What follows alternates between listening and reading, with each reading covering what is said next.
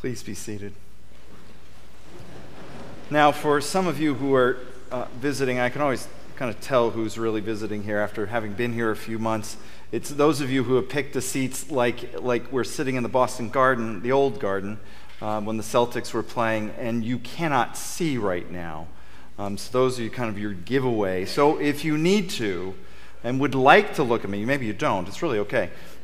If you want to move either left or right, I understand, just, your neighbors, be patient, because they might be trying to actually have a view other than a pole or post. I've recalled through the years that my family, as we've worshipped at different places, have over the years ourselves on Christmas, have at times kind of worshipped a stone pillar. It's not quite what you want when you're coming for the experience of Christmas, to have to stare at that, but I appreciate it. But there's plenty of room here, so you can move left or right. The title of my sermon this evening is The Hope of Christmas, drawn from the Gospel of Luke chapter 2, verse 10. It reads, "Do not be afraid, for see, I am bringing you good news of great joy for all the people." When Mary was a girl, she must have wondered what life would be like when she was married. She may have asked herself what kind of man she would spend the rest of her life with and how many children they would have. Mary may have hoped that she would live in Nazareth near her family. If so, she may have dreamed of walking with her mother down the narrow streets to the marketplace, purchasing food on Fridays before the Sabbath. Mary would have thought about bringing her children to the synagogue with their grandfather, and she would have dreamed of evenings sitting with her husband watching a glowing sun set behind the Carmel Mountains that cast long shadows on the fertile lands of the Jezreel Valley. Or she would have thought about walking the eastern edge of town to see the sun rise over Mount Tabor as the baby grew in her belly. When Joseph sat quietly on a break from building a home, he must have wondered what life would be like when he was married, as he hammered boards together to create a door frame. He may have asked himself what kind of woman he would spend his life with and how large a family they would have. Joseph may have hoped his work would continue to provide enough income so that he and his family could live comfortably. He would have thought about walking with his children to the synagogue, and he would have dreamed of evenings sitting with his wife watching a glowing sun set behind the Carmel Mountains that cast long shadows on the fertile lands of the Jezreel Valley. And when Mary and Joseph first met, they might have thought their dreams would be fulfilled in each other. As they got to know each other, they would have wondered together about their wedding day, their first days as newlyweds, and how many children they would have. And they would have likely spoken about their hopes for the future. Of course, they talked about the Roman occupation and the brutality of the legion and its soldiers.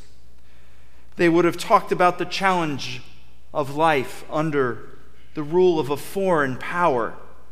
They would have also made plans to navigate the difficulties of paying taxes to Rome. They would have looked at the future realistically, but they still would have had dreams for their best. But their dreams changed when Mary became pregnant. Mary trembled before Joseph when she told him she carried a baby in her womb. Her voice cracked when she said to him that an angel came and told her she carried a holy child. Joseph loved Mary, but her pregnancy destroyed his dreams of a family people would speak about with admiration. No, from now on, people would whisper behind cupped hands and avert their eyes. Her dreams were dashed too. If Joseph refused her, he had every right. What would she do? She would raise her child, but she would do so alone. And what would become of her if her parents refused her? Then Joseph had a dream. An angel spoke to him. The angel said that Mary carried a holy child, but still, after he awoke, his head spun for days. What will become of him, and what of Mary? He asked himself over and over. But the dream was real, more real than anything, even life itself. The dream was true. He and Mary would raise a holy child. Just when it couldn't get any worse, the emperor's curiosity deepened their troubles.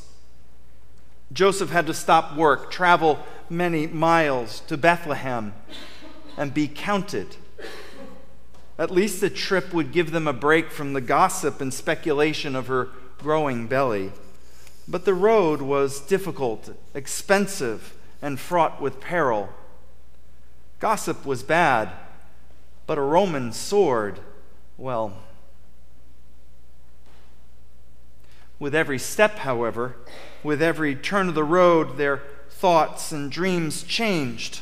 They talked about the baby. They wondered who he was and what he will become.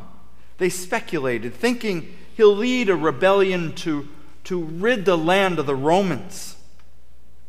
Then they laughed.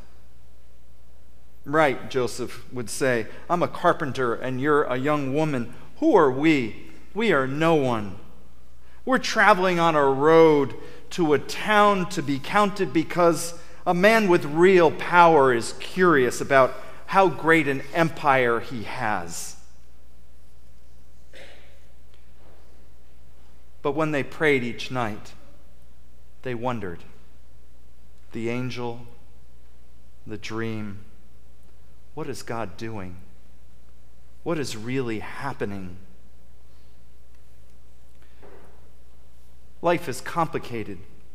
In our days of our youth, we dream of our future. We plan for days with calm waters and easy breezes. We figure our lives will be spent plying waters protected from the brutal ocean, churning waters, and bracing winds. In truth, life is more like the ocean than tranquil bays. Life demands more from us than we expect. We get into the school of our dreams, but the courses are more challenging and the workload harder than we anticipated. We might get a great job, but the pressure to perform well every day and keep long hours wear on us. We land the perfect job, but become bored and wish there was more.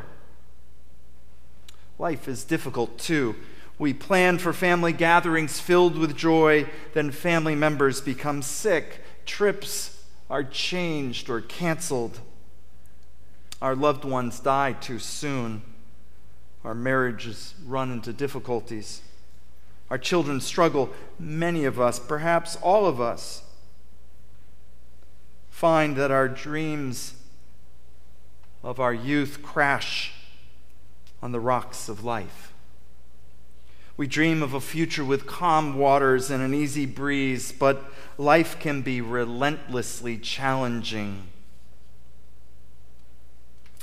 Life, however, does not get the last say.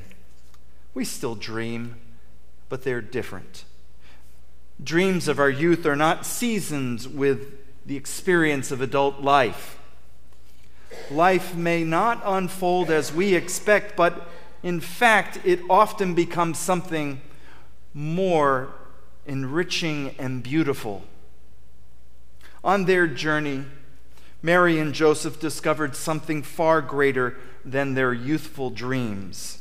It gave them courage and strength. It gave them a resolve that grew and grew. In their hearts, they felt God stirring.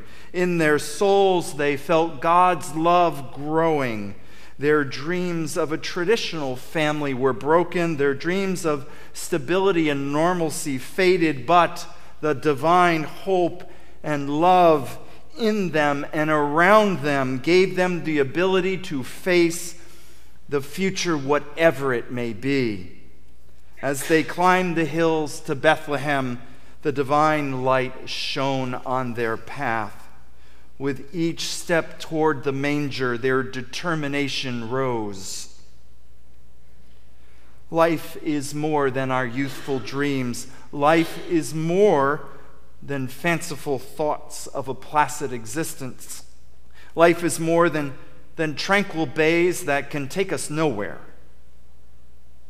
Dear friends, the manger tells us that life with God is a beautiful, wondrous adventure, even if the dark world around us says otherwise.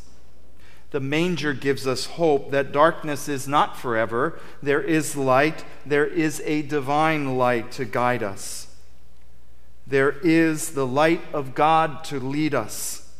There is a holy child. There is Jesus. Jesus came down on Christmas to show us the way, to show us that we can hold the divinity of God in us and demonstrate that God is in charge, not a self-serving emperor. Jesus comes to us at Christmas as a baby to tell us that no one and nowhere is beyond God's view or power. No matter where we are, God's light can show us the way to the manger, the way home.